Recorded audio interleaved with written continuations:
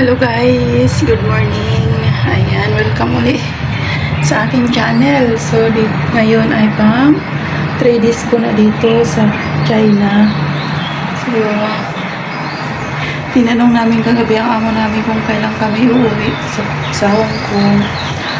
Ang sabi niya ay baka Sunday or depende kung kailan lalabas ang kanyang certificate.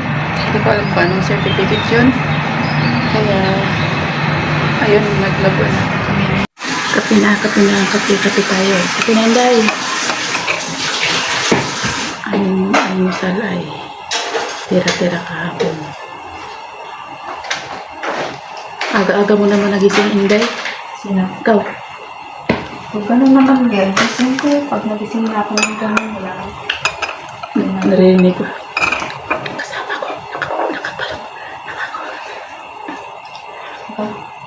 Sabi mo, naka-pulopot. Kabalo. Akala mo, ang bibiri Hindi ako makatulog pag walang kumot, Inday, kahit mainit. Ha? Kaya hindi ako masyado nakatulog ng unang gabi natin dito. Kasi walang kumot.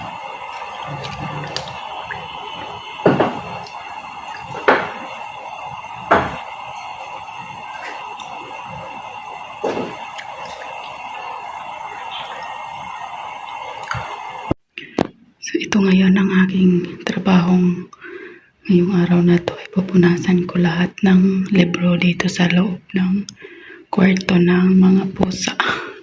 Ito na, kinukulit ako. Ayan. Hello guys! Ayan. Nandito na kami sa Hong Kong. Biglaan yung pag-uwi namin kagabi. Nung nagbablog tayo doon sa China ng umaga, pagkahapon noon, biglaan, nung umaga na yun, kinausap kami ng amo namin na uuwi kami ay sa Monday pa kasi may hinihintay nga daw siyang, sinabi ko nga sa vlog ko na certificate pa daw ang kanyang hihintayin.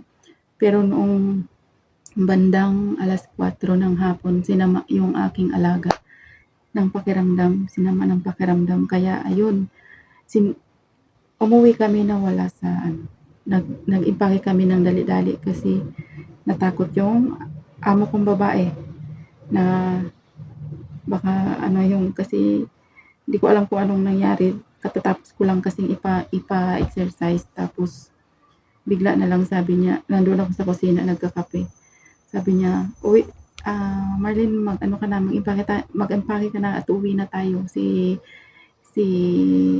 amo mong lalaki, masama ang pakiramdam. Nagulat naman ako, katatapos ko lang yung pala, simula nung dumating kami doon, hindi nakadumi.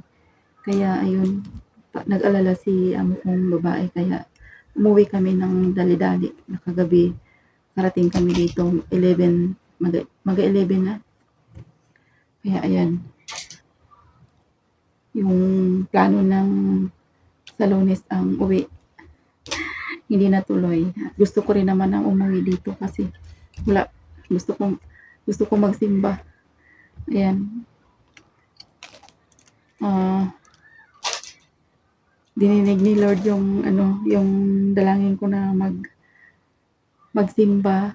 Gumawa si Lord ng paraan para makauwi kami dito. Bigla talaga yung pag-uwi namin kagabi. Dali ako impake para makauwi kami. Kasi hinatid lang kami ng kinuha pala kami doon sa bahay ng amo ko, ng kanilang driver.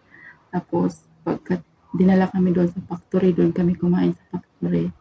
Tapos ang panganay naman nakatid sa amin dito.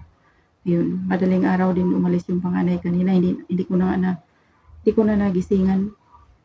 Wala na dito pagising ko. Hindi ko na nakita. Ganon ang mga tao dito, walang pagkaalamanan pag nag-alisan. So ayun, bukas mag-holiday tayo guys, kasi ngayon si ate ang nag-holiday. Ayun, pero hindi umalis si ate, dito lang siya sa bahay, natulog. Hindi ako pwedeng makatulog kasi wala akong sariling CR. Ito yung kwarto ko dito, stock room ito, hindi wala akong privacy dito. Si ate kasi mayroon siyang privacy doon.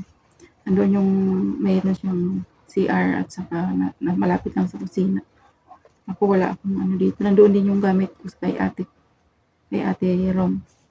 Kaya mag-holiday ako bukas. Holiday na naman tayo guys. So, yun. Yung karugtong ng aking vlog kahapon, ito na yun. Kasi hindi na rin ako nakapag-vlog sa ano. Kasi na-busy na rin kami kahapon. Hindi ko na ako nakakapag-video-video. Mahirap kasi mag-video-video pag kasama mo yung alaga ko. Lalo na pag nasa labas kami. Hindi pwede. Nakapokus ako sa alaga ko. Paano ba to? Ayun guys. Salamat sa inyong pagsama sa akin. At yan, magtitiklop. Ito linaban kanina. Sinalang to sa akin ni ate. Sinalang ni ate sa washing. Tapos ako nala ng sampay. Tapos ayun. Ito na, tinitiklop ko na siya. Ang alaga ko nag-iimihip. Tapos ko na rin pala i-massage ngayon ang alaga ko. Tapos ko lang din mag-massage. So ngayon ko lang din ito na bigyan ng pagtitiklop kasi ako lang dito ako lang mag-isa nagluluto, naglilinis, tapos nagmamassage, nagpapa-exercise. So hindi ko to nasikaso ang tiklopin. Ito ay yung mga damit ng alaga ko. Yan. So yan. Tapos na naman yung araw natin. Bukas holiday natin. Ayan. Mag-holiday na naman tayo bukas guys. Ayan. Salamat sa inyong pagsama sa akin sa aking vlog for today. At kung bago pa lang sa aking channel, don't forget to subscribe and click the notification button para updated ka sa aking mga videos. Dito sa Hong Kong na. Nasa Hong Kong na kami ngayon. So, ayan. Salamat sa inyo guys. God bless you all. Bye-bye. See you tomorrow sa ating makapag-vlog tayo doon sa labas bukas.